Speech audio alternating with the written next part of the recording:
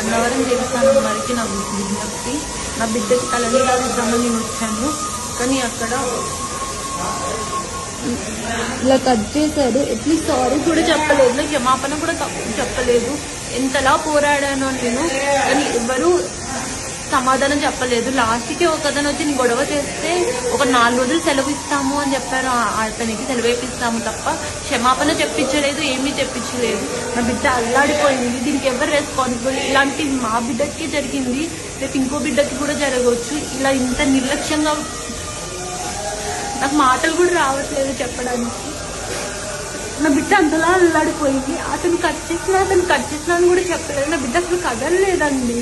Phone మేము first ఏడ్చింది, phone చూపిస్తూ ఉంటే అలాగే ఉండిపోయింది.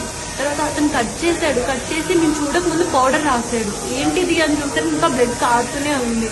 నా బిడ్డ ఏడుస్తూనే ఉంది. ఎందుకు ఏడుస్తున్నా అని చూస్తే చెయ్యి కట్ అయిపోయింది.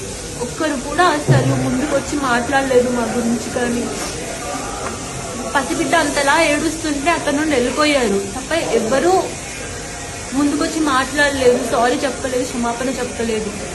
అన్నవర దేవస్థానం వారు ఇలాంటి తప్పులు ఇంక ముందు కూడా ఏ పసిబిడ్డకి